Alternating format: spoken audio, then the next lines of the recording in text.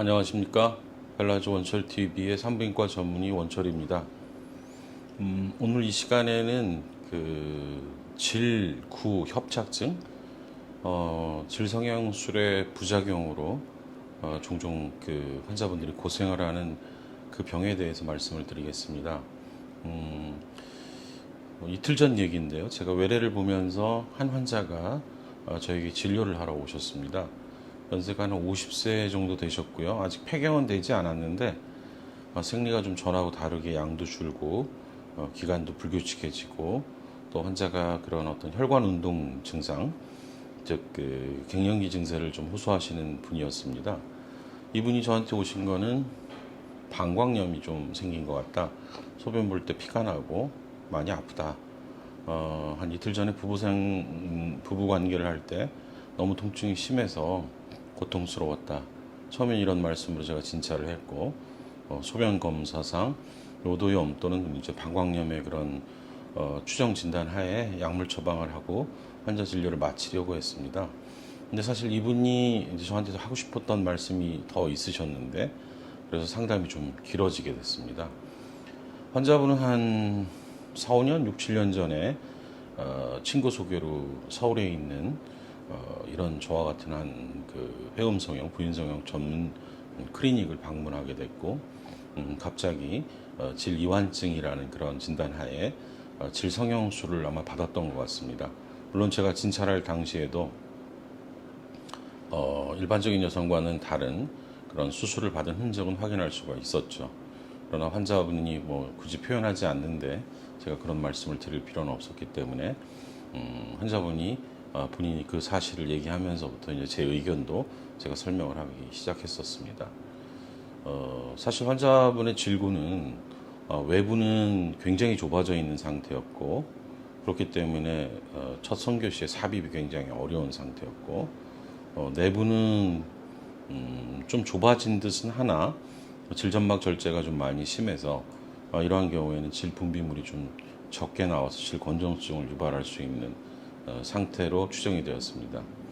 아니나 다를까 이제 환자분께서는 본인의 그러한 문제로 수술 후에는 사실 제대로 잠자리를 할 수가 없었던 것을 호소했고, 하지만 남편분도 건강하시고 아직은 젊기 때문에 성생활을 계속 노력을 했던 것 같습니다. 그래서 한두 달에 한 번 이렇게 좀 힘들지만 부부 생활을 이어가고 있었고, 그때마다 많이 힘들어 하시는 그런 상태였고, 또 그 후로는 방광염이 자주 걸리는 그런 걸 고생을 하셨던 것 같습니다.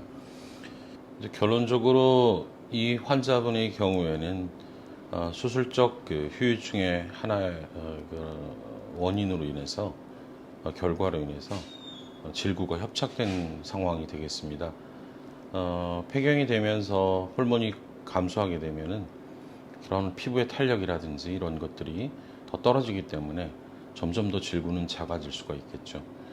여성의 질구는 사실 성관계에서 그렇게 중요하지 않습니다. 실질적인 성관계가 이루어지는 곳은 처녀막 안쪽의 질점막 부위가 될 수가 있겠는데요. 따라서 질구가 너무 작고 오히려 질구를 지나면서는 안에가 넓어진다면 그 수술에서 어떤 효과를 기대할 수 있겠습니까? 오히려 질구는 깔때기처럼 좀 커서 첫 삽입이라든지 이런 데 문제가 없고, 폐경 이후에도 분비물이 급격히 저하될지라도 통과하는 데서 문제가 없어야 될 것이며, 처녀막 이후에 실질적인 성생활에서 이루어지는 그런 해부학적 위치가 더 탄력이 있고 더 줄어야 되는 것이 맞다는 것이 제 어떤 수술적 원칙이 되겠습니다. 이 환자분은 현재 질구를 좀 넓힐 수 있느냐라고 저한테 상의를 했는데, 물론 당연히 넓힐 수 있습니다. 그러나 그분이 어느 정도 한계는 있을 수 있겠고요. 대부분은 수술 후에 또 질 확대 어떤 치료라든지를 통해서 질구를 확장시킬 필요가 좀 있다고 생각합니다. 아니라면 이분은 앞으로 점점 작아지는 질구로 인해서 부부 생활은 점점 어렵게 될 것이고, 이로 인해서 아마도 심각한 경우에는 부부 관계에도 문제를 줄 수가 있겠습니다. 우리가 질성형, 질축소 성형을 함에 있어서 질강은 좀 좁아야 되겠지만 질 입구는 작지 말아야 된다는 것을 잊지 말아야 되며, 이러한 것은 회음성형이나 부인성형을 하는 의사들이 기본적으로 잊지 말아야 될 기본 원칙이 되겠습니다. 많은 분의 환자들이 그런 판타지를 가지고 수술을 할 수가 있는데, 오히려 그분들에 있어서 기대치에 좀 못 미치는 결과를 얻을 수는 있어도 오히려 수술로 인해서 더 안 좋은 후유증이나 합병증을 유발한다면 그건 그런 수술은 좀 지양되어야 될 부분이라고 저는 생각을 합니다.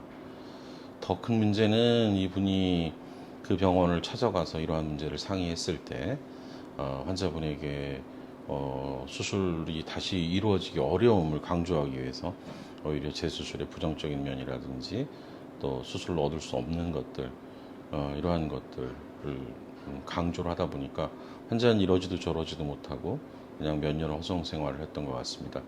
기회가 된다면 아마 제가 이 환자를 다시 접하게 될 것이고, 환자분은 저의 설명을 듣고 현재 고민 중인 것 같은데 저한테 오실지 안 오실지는 잘 모르겠습니다.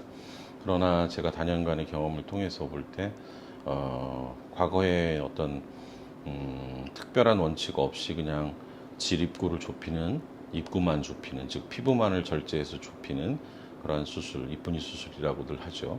그러한 수술들로 인해서 고생했던 분들을 많았고, 또 그러한 분들을 많이 치료해본 경험이 있기 때문에 완벽히 그분의 기대에 미칠지는 모르겠으나 충분히 수술적 치료를 재시도하는 것이 맞다는 것이 제 생각입니다. 질입구 협착증, 질구 협착증에 대해서는 더 하고 싶은 말이 많기 때문에 기회가 되면 이어서 다음번에는 이 수술이 갖고 있는 그런 이러한 그 질성형이 합병증이 갖고 있는 다른 문제들과 논할 시기가 됐을 때 같이 한번 얘기를 나눠보도록 하겠습니다.